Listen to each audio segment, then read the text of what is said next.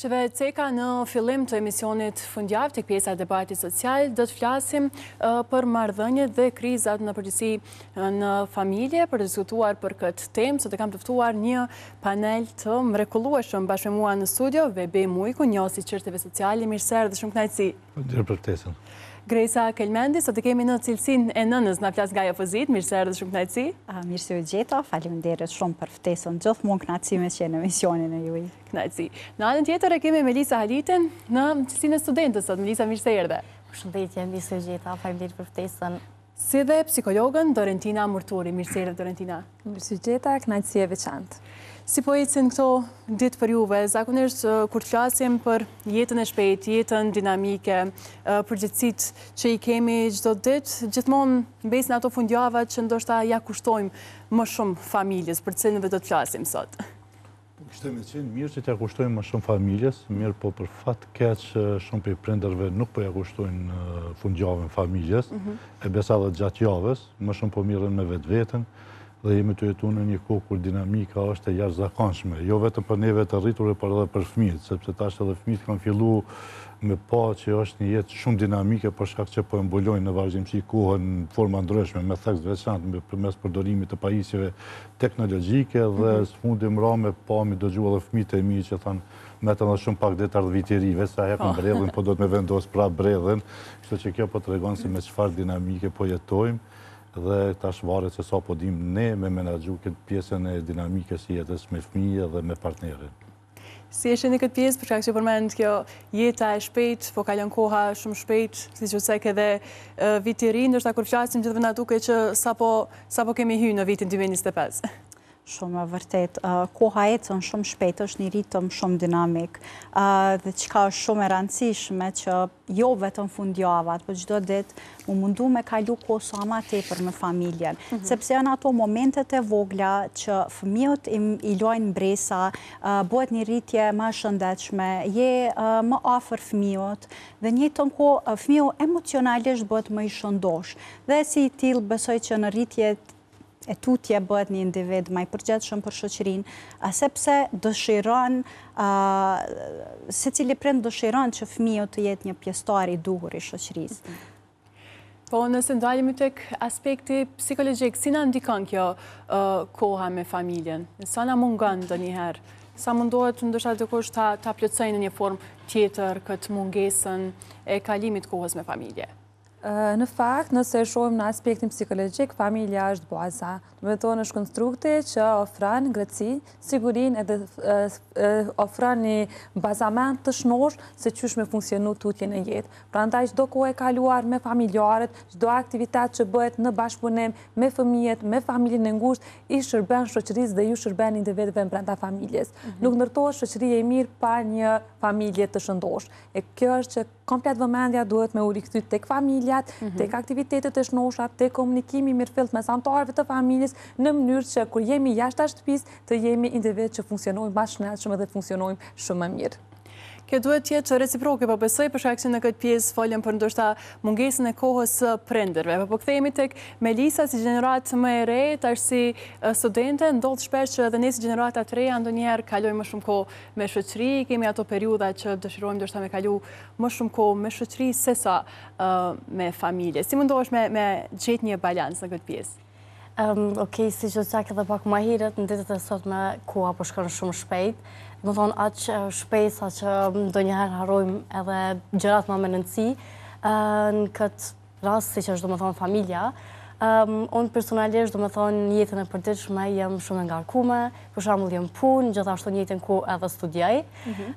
Po pa marrë parasysh këtyre obligimeve që i kam, në fund ditës, mbrëmje kur kthehena, mundona që të paktën një gjysore ose një orë me kalu me familjarët e mi.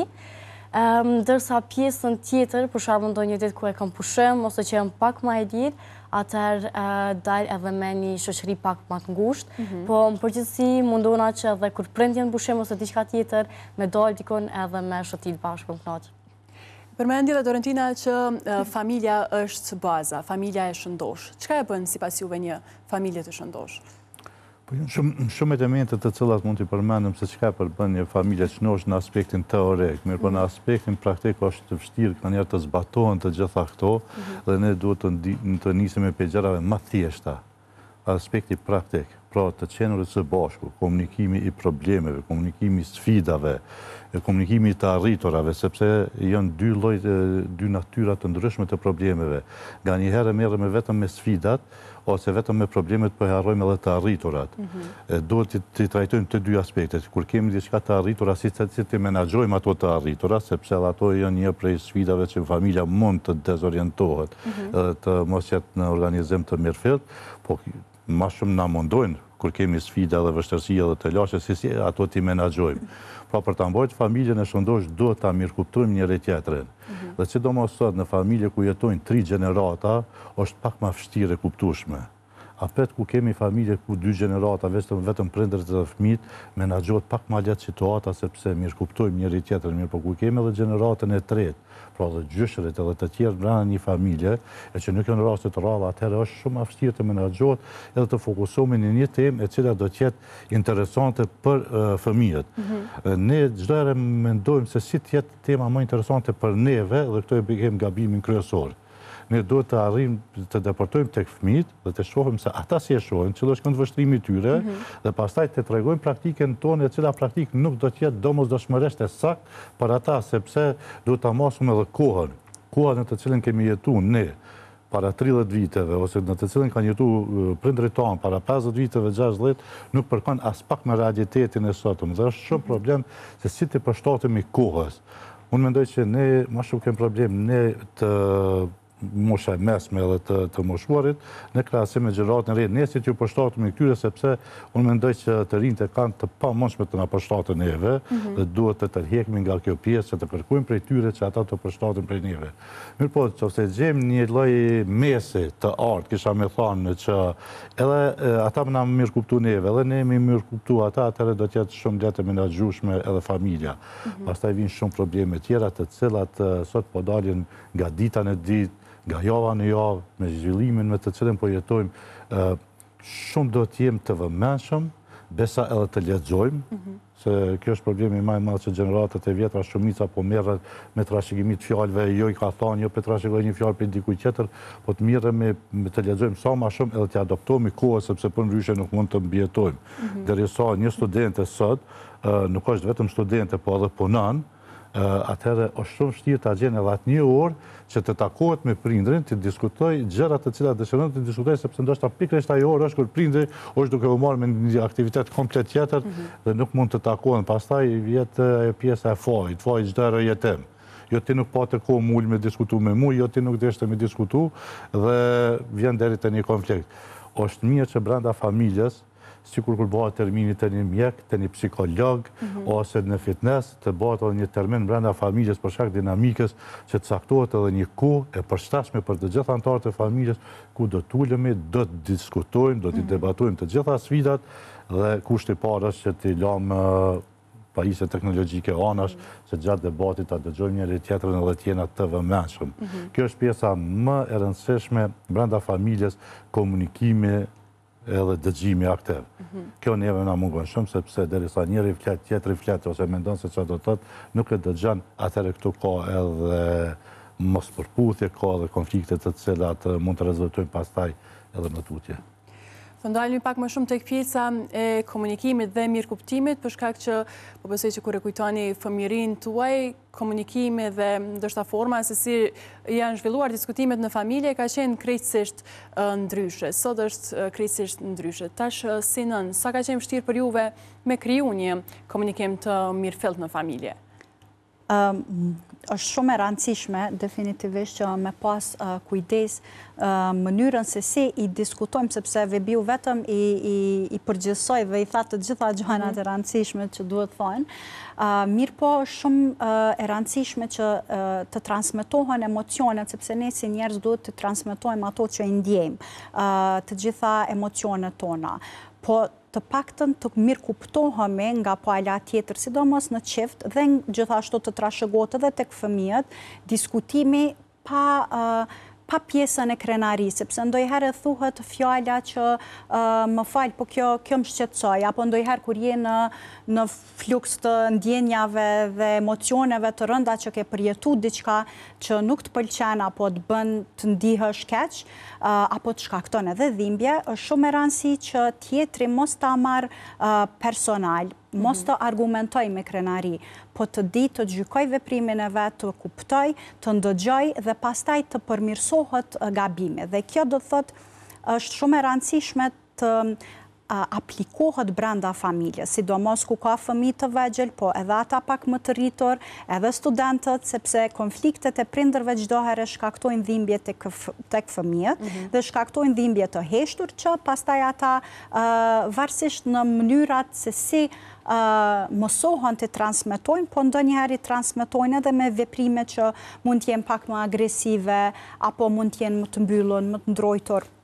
Dhe neve faktikisht ne dëshirojmë që çdo herë fëmijët tonë të rritën në ambient të mirë dhe të përshtatshëm. Dhe unë personalisht si nën kam shumë kujdes që ato momentet ku ndoshta njerë nervikosëm apo diçka e tillë të mos e shpreh në mënyrë shumë pompoze, po të jem pak më e qetë dhe ta përshtate karshi vajzës. Po gjithsesi është shumë mirë që të kuptojmë njëri tjetrin, po flas në sensin e bashkëshortisë, ta kuptojmë njëri tjetrin dhe të dim se si kemi momentet kur reagojmë, sepse të gjithë jemi të ndryshëm, dhe në asnjë formë mos ta gjykojmë tjetrin dhe të mendojmë që bëri me qëllim apo me ndonjë arsye tjetër. Kështu që komunikimi i hapur, të jemi prezent, siç tha edhe Vebiu, nënkupton atë që ne definitivisht e dim se si partneri jonë reagon në një formë caktume. Dhe ta lëm krenarin në anash, do thotë mos të jetojmë me inate në shtëpi. Komunikimi si një ndër temi kyçet në një familje, duke filluar prej bashkëshortëve, pastaj edhe transmetimi gjithë atyre se çka kanë për të thënë edhe tek fëmijët. Sa është e rëndësishme edhe pjesa se si flasim me fëmijët në një moshë shumë të hershme, kur ndoshta e kemi edhe atë idenë që ende nuk kuptojnë, ende nuk dinë, po gjithë kjo akumulohet në të ardhmen, apo jo? Po, në fakt, po përmend edhe prej bashkëfolësve sot që komunikimi është goxha i rëndësishëm për mirëmbajtjen e një familje të shëndetshme, edhe zhvillimit të një familje që tamam e ka një bazament të mirë edhe të shëndosh. Tash te komunikimi kur jemi, u përmend edhe raportin e qetë, ka rëndësi jetike. Në qoftë se raporti është me mirëkuptim, edhe raporti është i sinqet, edhe konfliktet emocionale zgjidhen edhe gjenden mënyra të efektive të zgjidhjes së problemit, padyshim që fëmiu është observuese, edhe automatikisht e merr si një qasje që e përçon jashtë shtëpisë. Kështu që duhet me pas kujdes shumë raportin mes prindërve si zhvillohet brenda shtëpisë, se fëmiu edhe pse nuk reagon është dëgjues pasiv. Në mënyrë indirekte e merr atë formë të reagimit të prindërve edhe përçon jashtë. Kështu që komunikimi sa më i hapur, komunikimi sa më i mirë, edhe komunikimi tu i menaxhu efektivisht emocionet është një bazë e shëndosh se çysh fëmia ka me reagu në të ardhmen. Kështu që duhet me pas shumë kujdes që kjo qasje me mbrojt mes prindërve, po në anën tjetër edhe komunikimi me fëmijët me qenë komunikim që mbjell mirëkuptim. Padyshim që si të rritur mundemi me pas forma të ndryshme të reagimit, por tek fëmiu mundemi me përçu sinjalin e gabuar. Kështu që duhet me u mundu me kuptu edhe perspektiven, edhe bazën e zhvillimit të fëmijët, edhe me e gjetë alternativën ku fëmiu ndihet i lirë me u shpreh. Se në qoftë se nuk ndihet i lirë me u shpreh, mundet me mbjell agresivitet brenda vetes dhe në situata në shkollë shpërthen. Në psikologji trajtohet që fëmiu është edhe bartës i traumave të shtëpisë, diçka që e ndëgjon të shtëpia e shfaq në shkollë. Edhe agresivitetin e vetë e shfaq aty ndoshta ku nuk është ambienti i duhur. Edhe mësimdhënësi nuk e kupton se çka po ndodh, e as bashkëmoshatarët. Kështu që një hapësirë e sigurt brenda shtëpisë, një komunikim i hapur, një kuptueshmëri e gjendjes emocionale, po ashtu edhe gjendjes zhvillimore, se për shembull tek adoleshentët agresiviteti është pak më i lartë, shpërtimet emocionale janë pak më të larta, ndërsa nëse një prindër është i kuptueshëm, arrin brenda shtëpisë me menaxhu dhe edukimi bëhet aty, pastaj vazhdohet në institucionet e tjera. Kur jemi tek pjesa e adoleshencës, sa ka qenë Melisa ndoshta e hapur të komunikojë me familjen e saj për problemet, për gjithë ato ndoshta sfidat që i ka pas, pak kënaqësitë, ke qenë e hapur gjithmonë të komunikosh, të tregosh problemet tek familja? Fillimisht mendoj që adoleshenca ka qenë një pjesë goxha e vështirë, si për mu gjithashtu edhe për bashkëmoshtarët e mi, që kam qëndru një goxha gjatë me ta. Ka qenë një pjesë, më thonë, ku kemi pas shumë luhatje të emocioneve, edhe shumë herë kemi reagu, edhe nuk e kemi di që ajo ka qenë mënyra e jo e duhur për me buat reagim. Sa i përket kësaj çështjes, shumicën e kohës, do më thonë, kom bisedu me prind e mi, ma shumë do më thonë me momen tem. Ato e kom gjetë do më thonë një komunikim shumë të mirë me të.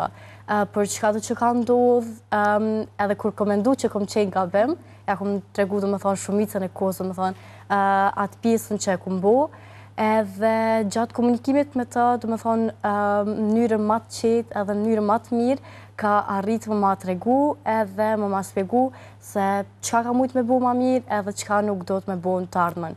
Edhe mendoj që qelëse i krejt kësaj ku jam sot edhe që e kam qetësin, durimin, mendoj që ka qenë këtu biseda që i këm posë me prindë e mi. Do të kanë ndiku shumë pozitivisht e këte, fatmirësisht. Gjithmonë kur flasim për pjesën e komunikimit, gjithmonë e marim si diçka të shenjtë, patjetër që duhen të diskutohen problemet dhe gjitha këto, por gjithmonë edhe ruajtja e pjesës qetësisë, që mos të dalim nga vetvetja që ceki edhe zonja Gresa më herët. Si mendoni që duhet të menaxhojmë situatat të tilla dhe pse ndoshta janë ato shqetësimet më të mëdha që mund të ndodhin brenda një familje krisje marrëdhënie shtemi? Po ne sot nuk mund të dalim nga vetvetja të them nuk jemi ata që jemi. Sot me rrugë qetësinë është një vlerë e madhe, edhe është një arritje shumë e madhe e secillit familjar. Kur po jetojmë në një krizë të madhe ekonomike, në një krizë të madhe politike, ku po ballafaqohemi me gjëra të ndryshme, të cilat po prekin drejt për drejt jetën tonë, është edhe vështirë rrugja e qetësisë. Nuk mund të themi që është e lehtë edhe ata të cilët kanë kushte të mira financiare, edhe ata të mesme, po edhe ata në gjendje të rënda ekonomike kanë problem ta menaxhojnë situatën. Nuk është, çdo herë kemi thonë, nuk është interesant ose të fokusi vetëm te familjet të cilat kanë krize ekonomike. Problemet më të mëdha në familje dalin pikërisht për familjeve që kanë standardin shumë më të lartë, për shkak se ato nuk arrin ta menaxhojnë edhe të dinë vlerën e fëmijët, vlerën e familjes, sepse koha e tyre është ton kohën ka kërkesa jashtëzakonisht mëdha për takime, për udhëtime, për vizita dhe familja mbetet ana sikur se dikush tjetër do të vjen edhe do ta edukoj familjen edhe fëmijën. Unë po folje për vete duke qenë prind i 4 fëmijëve, e kom pa që mënyra më e mirë ndoshta për personalizoj pak, po mënyra më e mirë e menaxhimit të familjes ka qenë dhënia e përgjegjësive edhe delegimi vendimarrjes. Në momentin që kanë fillu me marrë vendimarrje vetë bashkëshortja, vetë fëmijët, ka qenë shumë më lehtë menaxhimi i familjes, sepse në momentin që e shfrytëzon autoritetin e prindit, edhe thonë jam prindje dhe unë vendosi se çka do të blej, si do të duket kjo, cila është vendimi, ku do të shkojnë në pushim, gjështje banale, sepse kryesisht konfliktet fillojnë për çështjeve shumë bazike, pastaj ato rriten në momentin që ndon vendimarrjen. Ku po shkojmë, çka po bëjmë, çka po ham, këtë kjo ju jep përgjegjësi. Në momentin që merr përgjegjësi, sado pa marrë parasysh cilla mosha e fëmijëve, normal nuk mund të japim përgjegjësinë fëmijët 1 vjeçar, 2 vjeçar, po folje për fëmijë posaçërisht në moshën e adoleshencës dhe matritur, atëherë kur ka pjesën e vendimarrjes në rysh është reagimi. Kjo bën ta runë edhe bërthamën e familjes, sepse e merr përgjegjësinë, nashta nuk ja qillova, tash e ndan me ran përgjegjësinë. Një ditë një merr një fëmijë, një ditë tjetër, një ditë bashkëshortja, një ditë vet, edhe atë një është shumë akomat. Ne kemi pas raste shumë kur familja për çon, ndoshta e ka bler një televizor ose ka bler një komod ose diçka, po për shkak të ngjyrës, e cila nuk po i përshtatet, ka filluar një konflikt brenda familjes, e cili pastaj ka marrë për masa shumë mëdha. Është shumë problem është ajo pjesa e shkasit, se çdo herë brenda familjes ekziston shkasi, pastaj vjen shkaku, edhe normal që tonë janë edhe pasojat. E për mos marrë deri te pasojat, edhe te shkaku është mirë qysh në fillim, mul me diskutu secilën çështje, edhe derisa na mendojmë çdo herë që e ke mirë, sepse kena një bindje që ne jemi dishëm se kemi kaluar në për etapa ndryshme, në për sfida ndryshme. Unë veç qysh tani më dorëzu që gjeneratat e reja dinë më mirë, veç ka nevojë për një përkrahje edhe më dhon më shumë vetbesim. Por rysh unë më dorëzu dhe mendoj që gjitha gjeneratat e reja, sepse kanë mundësi me pasi çka është më trend, çka është më e përshtatshme, edhe ju la vendimarrjen gjithë shka po kalon mirë. Ata të cilët mendojnë ende në atë pjesën tradicionale që burri do të vendosë, kryefamiljari, sepse unë e kum arrit, ose unë e kum sjell një të mirë financiare dhe unë do të me vendosë për gjithë shka, unë mendoj që ajo bën një presion e përmendje shumë mirë dhe do rëntina që fëmija është ai cili i bartë, që trashëgon ato. Duke pas fëmijë gjeneratave të ndryshme, unë tash kur bisedojnë asnjë, sepse fëmijave që në një moshë shumë të rritën, tash e kanë rri një moshë, po kam edhe djalin shumë të vogël, diskutojmë disa biseda të cilët i kemi bërë ndoshta para 10 viteve, 15 viteve, mi kujtojmë fjalë për fjalë, se çka kemi thënë, edhe çka kum bisedu, që unë kum harru se çka kum bisedu atëherë, cila ka qenë ndoshta një vendim, i cili nuk ka qenë shumë i përshtatshëm, adekuat, e ndoshta nuk kanë mujt me reagu. Mirë po tash është, pse mos mu përmirësu, sepse ne do ta përmirësojmë vetveten, edhe secili prind jep mundësi fëmijës që ta ekspozoj, ta paraqes mendimin e vet, edhe besoj që shumë ma lehtë do ta t'i kaloj, edhe nuk do të ketë pastaj. Është shumë si të ikim konflikteve, nuk do të ketë konflikte në momentin që e merr një vendimarrje vet, ka bë përzgjedhjen vet, do të kalon, edhe ne duhet pajtohemi. Duhet pajtohemi sepse ato janë të mira të përbashkëta brenda një familjes. Kur jemi tek pjesëmarrja e fëmijëve në përgjithësi në vendimarrje, në komunikim të mirëfillt të familjes, po besoj që me ndryshimin e kohës, siç e cekët edhe jo, më herët ka qenë ndoshta prindrit ata që kanë vendosur, ndoshta fëmijët vetëm u është kumtu lajmi se ku do të shkojnë me pushime, nuk kanë marrë pjesë në pjesën e vendimarrjes në çfarë do forme. Sot jo si mundoni ta menaxhoni këtë pjesën e përgjegjësive në familje? Faktikisht, vajza ime është tani në vete gjysë, dhe shumë e vogël për të marrë vendimet madhore, po pa tjetër që mundohem çdo herë ta involvoj në detyrat e shtëpisë, do thotë çka i ndihmojnë asaj të zhvillohet dhe të kontriboj, do thotë të mësohet që shtëpia është ambiente ku ajo do të kontriboj dhe do të përfitoj një të kohë nga të gjitha të mirat brenda familjes dhe shtëpisë. Po flasë edhe unë për vete, dhe unë kam qenë një fëmijë dhe çdo herë kam qenë me nanën edhe babin, çdo herë kemi marrë vendimet përbashkëta.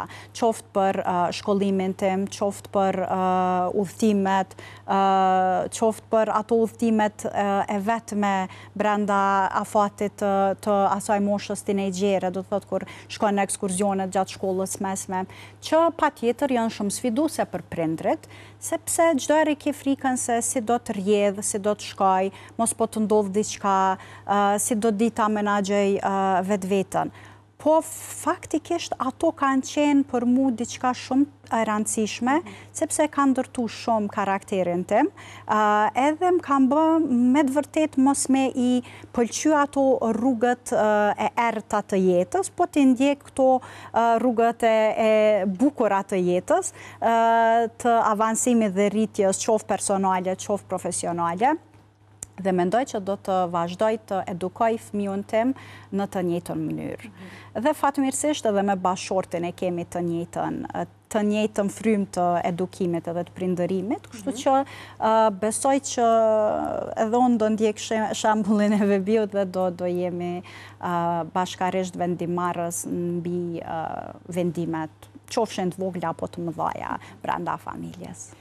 Kur jemi tek prindërimi, të marrë parasysh që kemi disa lloje të prindërimit. Sipas juve, nga aspekti personal dhe deri tash që keni pasur rastin me taku prind, fëmijë, si mendoni që është prindërimi adekuat? Për shkak që është ndoshta një vijë shumë e hollë tek prindërimi liberal që ndonjëherë fëmijët marrin një liri të tepërt, në anën tjetër ndoshta edhe me vendosin e kufizimeve kanë pastaj një tjetër shprehje.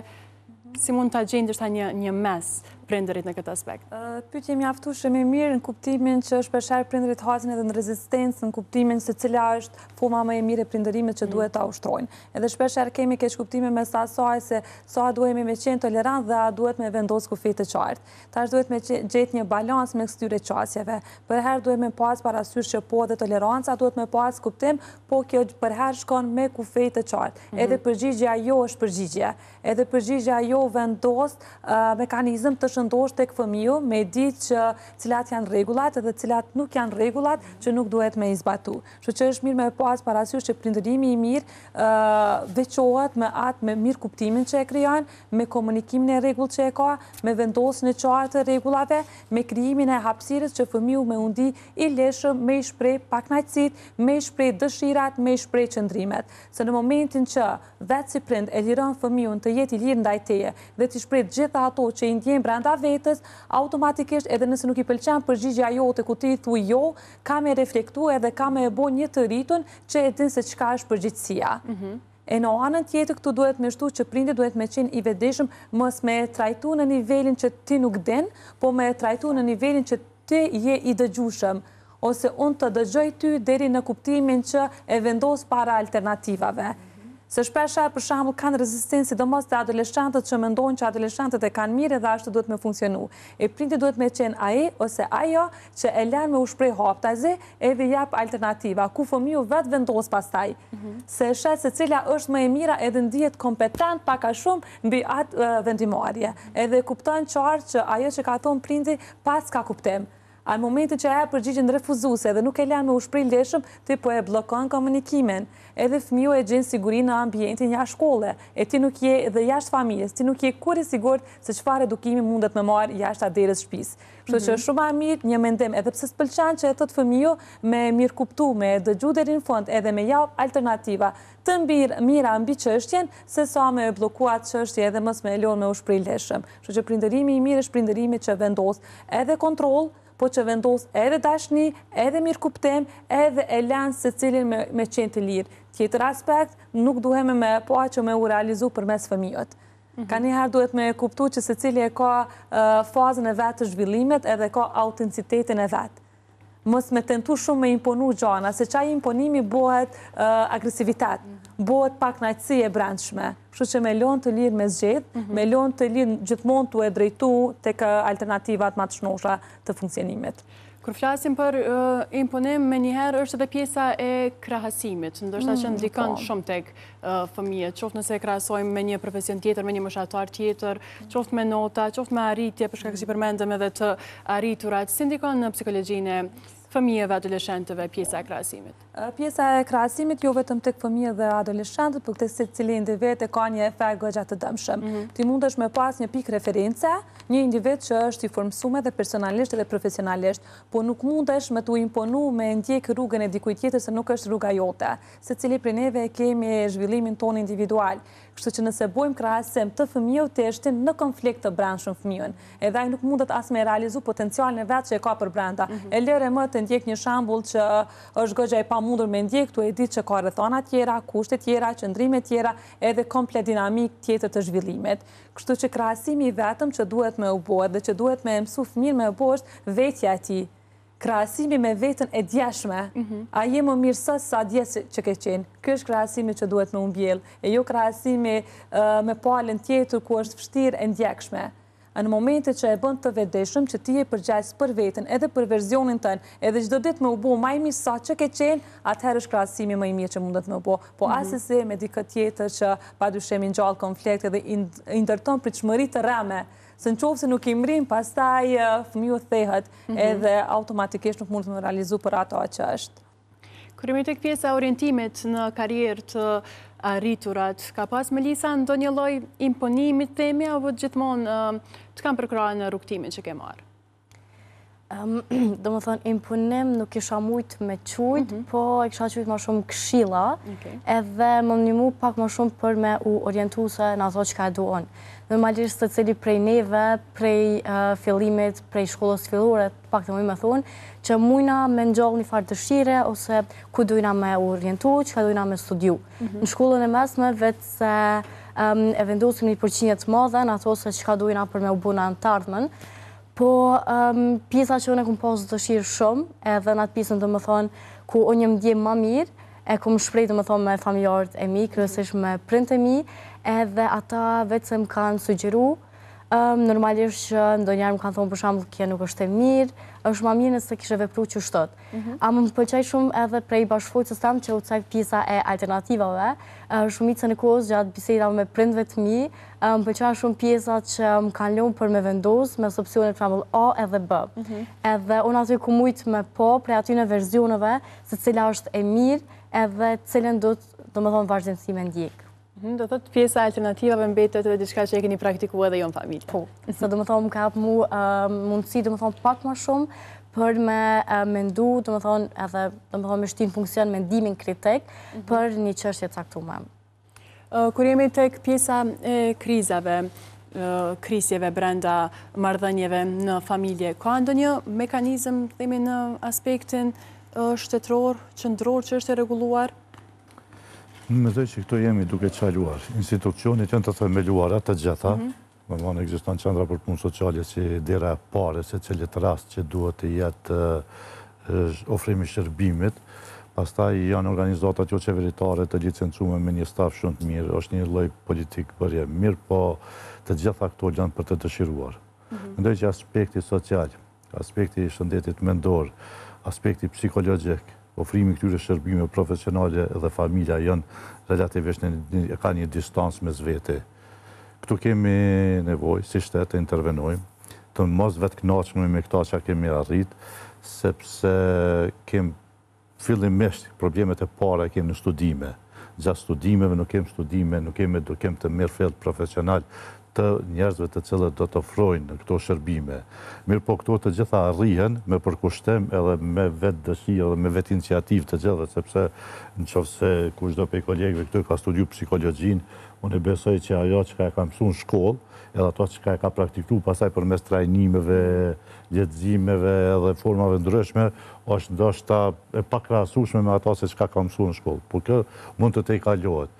Ato që mujmë me thonë për perspektivës ish punëtorit të qendrës për punë sociale për një periudhë, unë mendoj që këtu kemi nevojë shumë të investojmë në familje. Këto shteti nuk e ka për bazë.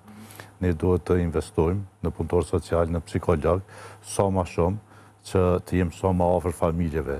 Kryesisht deri tani shërbimet mirë në institucione dhe nuk kemi mundësi që të ofrohemi tek familjet. Këmë përmend disa are biletarë me Gresën e diskutuam edhe prapë para hyrjes në emision edhe në disa takime ndryshme. Ajo që ka unë mundohem të promovoj në vazhdimsi është që ne duhet të ngrisim një lloj këshillimore paramartesore, një lloj këshillimore familjare, ku të gjithë të rinjt do t'i edukojmë përmes fushave të ndryshme, profesionistëve të ndryshëm, do t'jetë një seancë 6 muaj deri në 1 vit, ku ata para se të hyjnë në martesë do të përgatiten për fusha të ndryshme të jetës, edhe në aspektin psikologjik, edhe social, edhe të ushqimit, edhe ginekologjik, edhe aspektin religjion. Por ka të fushë kemi përgatitur si material mirë, por nuk kemi përkraje prej shtetit që ta fillojmë ta funksionalizojmë. Mendoj që një këshillimor e tillë paramartesore do të parandalonte shumë divorce, shumë dhunë në familje, pastaj do të edukoheshin prindrit se si të gjenden me anëtarët e rinë e familje, me fëmijët e tyre. Ka jashtëzakonisht shumë që të mësohet për disa seanca, dikon 10 deri 12 seanca të cilat do të zhvillohen brenda familjes dhe kjo do të parandalonte. Me trendin ku jemi duke shku, jo të tingëllojmë pesimist, mirë po nëse shohim që kemi 3000 raste të dhunës brenda familjes brenda një viti, edhe kemi fëmijë me mijëra fëmijë të cilët jesin pa përkujdese të plot familjare. Pastaj numri i shkuruzimeve është jashtëzakonisht i madh. Dhe unë mendoj që asnjë person nuk hyn në martesë me qëllim që të shkuruzohet edhe të lënë fëmijë pa përkujdesje familjare. Këto janë si pasojë e parandalimit. Ne shumë më tepër duhet të investojmë në parandalim sesa në shërim dhe reintegrim dhe resocializim. Dhe tani për tani si shtet, pothuajse asgjë nuk jemi duke investuar në parandalim. Krejt ka po funksionon ofrimi disa shërbimeve emergjente dhe aty po ndalemi, sepse mungesa kapaciteteve ka bërë vetën që mos kemi as mundësi të reintegrim dhe resocializim, sepse rastet ndodhen në gjithë botën, mirë po nëse përcjellet prej profesionistëve, shumë ma lehtë do të kalohet një krizë.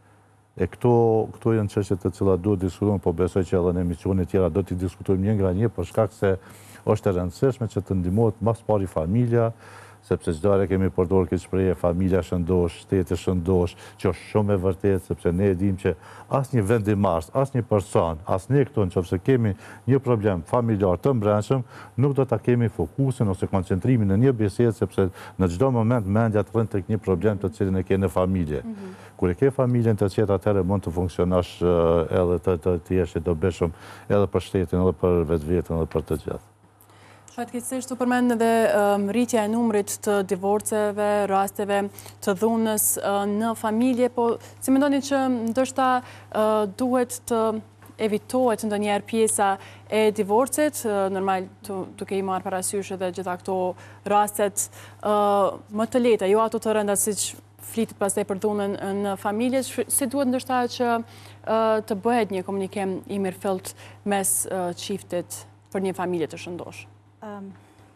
Unë fillimisht do të isha qas nga lodhja dhe ndonjëherë dhe djegja profesionale që individët e përjetojnë në punë dhe si rezultat pastaj vinë të emocionalisht të drenuar në shtëpi dhe nuk kanë kapacitet as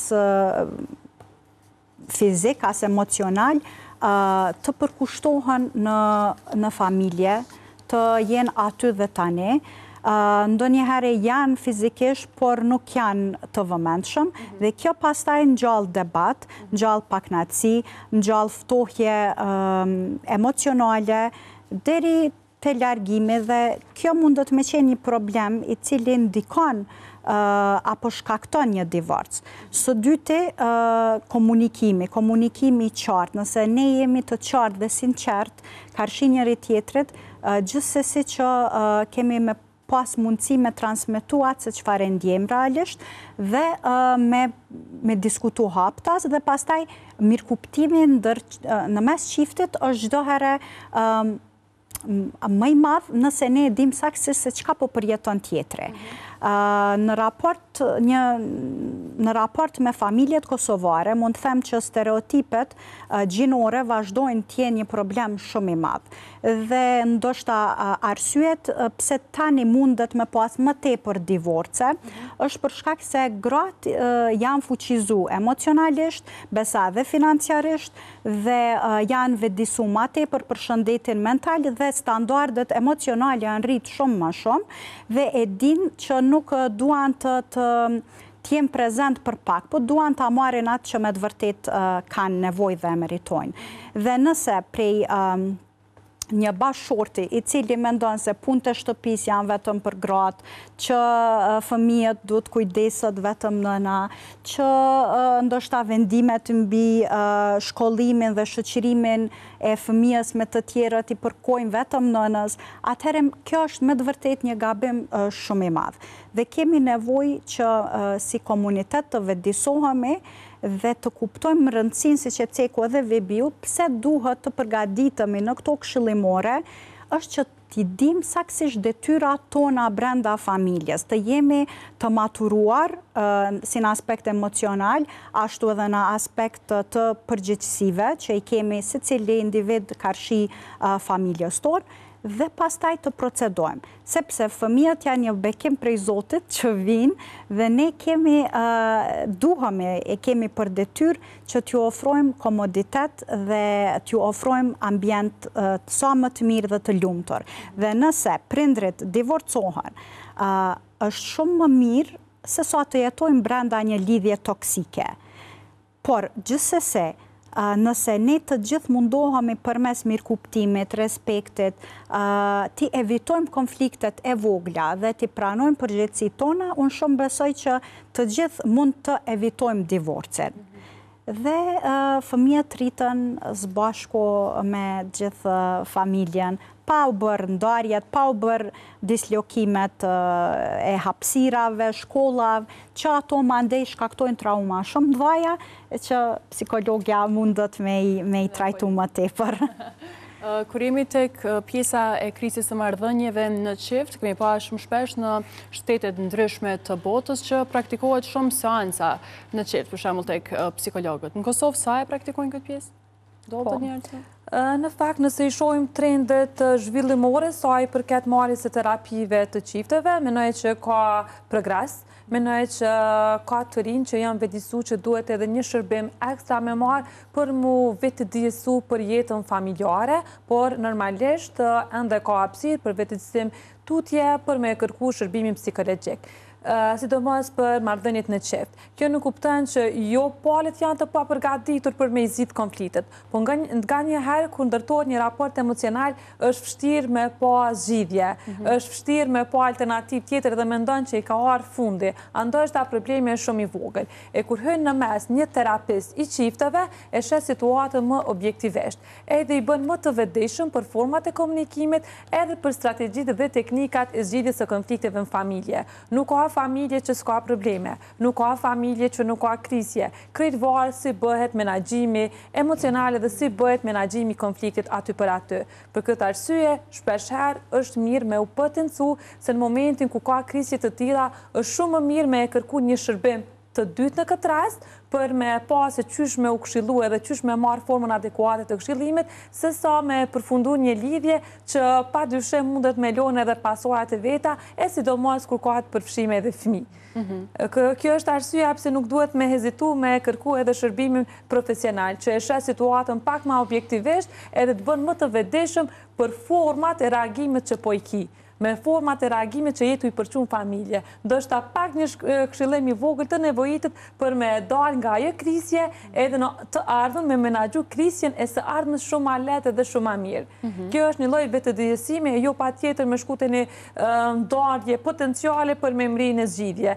Është zgjidhje nga një herë, se dinë situatat me qenë edhe shumë toksike, por duhem me pas parasysh që shumë situata munden me u tejkalu me një mirëkuptim të mirëfillt, me një komunikim të mirëfillt, po ashtu edhe me një pranueshmëri. Se secili prej neve kemi rëndesa ditore, secili prej neve e kemi bazën tonë hormonale që shpesha nuk është në kontrollin tonë, e duhem me qenë pak ma liberale në kuptimin e trajtimit të çështjeve sociale. Martesa është përgjithësi. Nuk është vetëm dashnia ndaj personit, po është përkushtimi ndaj tij, është pranueshmëria, edhe është sinqeriteti, po ashtu edhe përkushtimi me bo personin tjetër me undi rahat edhe me e qitë prej situatës rëndume emocionale, se i shërbim familjes. Kjo është nëse ik të zgjidhjes së konfliktit, nuk po bën zgjidhje. Ti edhe nëse ndohesh dhe hyn në partneritet me dikë tjetër, prap nëse ik nuk është zgjidhje. Duhet me u ballafaqu me veten, duhet me kohë një pikë që ndalesh edhe tu, okay, cila është forma që unë dona me përmirësu te vetja për me qenë dhe vet pak më funksional në shoqëni. Të nderuar, ishte shumë kënaqësi t'ju kisha sot në studion e fundjavës. Faleminderit shumë për kohën dhe për gjitha pikpamjet e juaja. Ishte shumë kënaqësi. Faleminderit.